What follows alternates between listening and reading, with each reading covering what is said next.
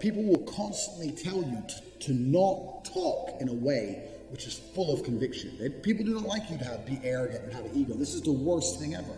Let me tell you a fact, number one facet of the G mindset. Your life is never going to be worse if you walk through the world believing you are the fucking man. You wake up and look in the mirror and go, I'm the fucking man. I am the man. There's no one on this planet who can do shit I couldn't do if I put my mind to it. I don't give a fuck how good you are at piano. If I decide to play piano, I would be better than you at piano. And I believe that. I don't just say these things, I fucking believe them. And when you go through life believing you really, really are the man, there are very few downsides.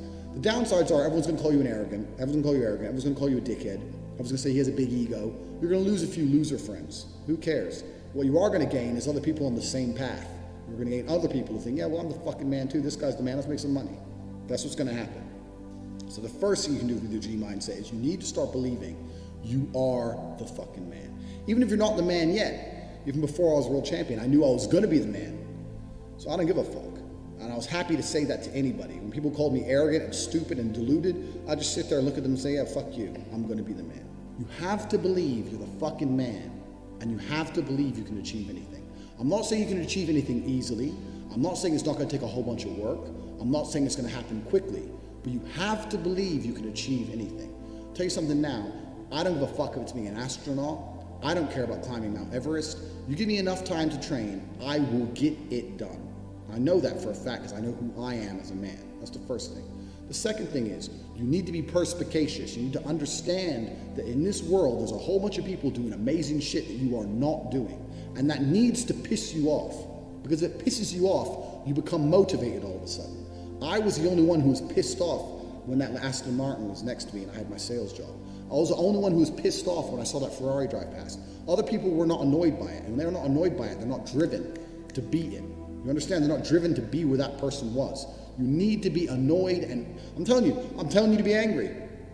Anger is a fantastic force. Like I said, the world tells you not to be arrogant, it tells you not to be angry. It's two things it tells you to do. Don't be arrogant, don't have an ego, and you don't have anger. You're a fucking man. You're a full-grown man. It's perfectly fine for you to be pissed off. It's perfectly fine for you to look around at your life, look at the girl you're fucking, look at the house you live in, look at the car you drive, and get pissed off and go, you know what, I want hard. I want a fucking nicer house. I want a faster car. There's nothing wrong if you take that anger and you direct it in the correct direction. Right now you're watching it and you look around you and you don't own the home you're in, get pissed off. If there ain't a Ferrari on your drive, get pissed off. If you don't have 10 Playboy Bunny level beauties, get pissed off. And well, what the fuck?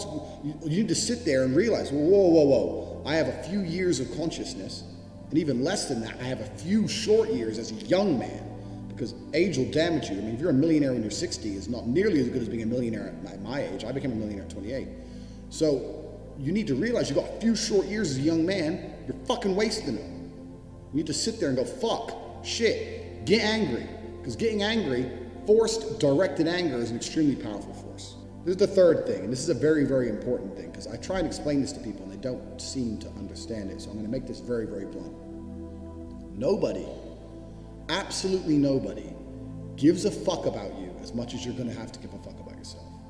Nobody cares about you as much as they need to care to fix your life. Even your parents, even your friends, even all the people who think they care about you, they care about you, yeah, sure, there may be 2 or 3 people on the planet who genuinely care about you, but nobody is gonna come to your bed, drag you out of bed, fucking drag you to a job, force you to work hard, go and get you a hot and go and buy you a Ferrari.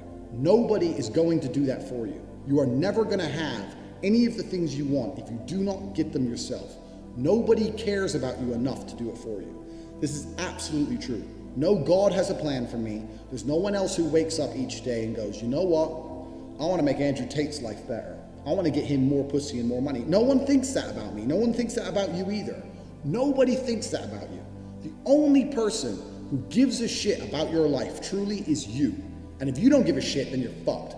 But point 2, get angry, you're gonna start giving a shit very soon. And after you get angry, you need to realize that nobody is gonna give you the things you want. You have to understand you are out here alone, absolutely alone. And when you understand these 3 things, you start to see how a mindset comes together. Nobody's gonna save you. You're fucked. It's totally down to you. You're pissed off with your current situation and you wanna change it. Plus you believe you can do absolutely anything. This is how I thought at 18 years old. I understood those 3 tenets. I believe I can do anything. I'm pissed off I don't have the life I want, and nobody else is going to give it to me. These are 3 things you need to understand. If any one of these elements is missing, you'll never have the right mindset. The G mindset will never formulate if any one of these elements is missing. All 3 are absolutely essential. And the sooner you get your act together, the sooner you start to panic and worry and be concerned that you're 24 or 25, you're not fucking rich yet. There's 24 and 25-year-olds out there who got a contract for a fucking NBA or their parents, or they won the lottery, or who knows what. There's 24 and 25-year-olds out there who are multimillionaires fucking the hot models. These Instagram girls with 3 million followers, they're getting dicked by someone and it ain't you. And that needs to piss you off. You need to get concerned, you need to get worried, you need, shit, I'm running out of time. You need to get some urgency in your life. Put these 3 things together is absolutely essential. This is the beginning of the G mindset. When you have these 3 things totally done, I'll tell you what happens. I'll tell you what happened for me. So I became a sayer. So my brother used to say, you've become a sayer. And what that means is I made a pact to him that my word was unbreakable, strength and honor. And that if I said something, I meant it. So I'd wake up in the morning and I'd say to my brother, I'm doing 1,000 press-ups today. Once I said it, once I spoke it, it's like a genie, it became true. If I said I was going to do 1,000 press-ups, I'd do them. Because if I didn't do them, I'd feel guilty within myself that I was the kind of person who talks shit. Because G's don't talk shit. So the 3 tenets we've already learned, when you've instilled these in your mind, you don't want to be the kind of person who talks shit. So if I woke up to my brother and said, I'm doing 1,000 press-ups, or I'm running 20 miles today, I would do it. Because if I didn't do it, I'd feel like a dickhead. Because when you instill these mindsets, when your mindset changes, you start to be extremely accountable for yourself. No one's coming to save you. You become extremely accountable. So when you realize that your word is one of the few things you have on this planet, if you say things, you're going to start sticking to them. So then it becomes very easy to train. You say, I'm going to train every day this week. I'm going to train for 2 hours a day. As soon as you said it, it's basically done. If I say something, it's basically done. It's set in stone. If I say something, I'm going to do it. There's no way I'm going to say some words and speak them into existence on this planet. And then I'm going to be the kind of pussy who quits because it's too hard. If I say I'm going to do 10,000 push-ups, I'm going to do them. Because I'm the kind of person who sticks to the words he says. And this is another thing you need to understand with the G mindset. You have to be very, very specific with what you say. Because if you can instill your mindset correctly and you start to just say things, just start saying things. Then you hold yourself accountable. Say things you don't even think you want to do. Wake up and go up to your friend or your mom or whoever and say, you know what? I'm going to do 1,000 push-ups today. Say it to people. And they're going to say, no, you're not. So watch me. And then you have a choice. You're either going to succeed like a G or you're going to be a little pussy. And you're going to quit at 310 because it's hard. What kind of man are you? That's a decision you need to make. And your word has to be iron, unbreakable. This is the 4th tenet and one of the most important ones because that is the power to unlimited motivation. And that's the power to be taken seriously across all spheres of your life. Be specific with your language. So these are the first 4 elements of the G mindset. And when these sound like simple things, but to implement them correctly, truly and correctly in your mind will change your entire view of the world. You will start to look at everything completely differently. What is dangerous about believing that you control your own mind? Because if you implement the 4 things I've just told you, depression becomes garbage. Depression is not a thing anymore.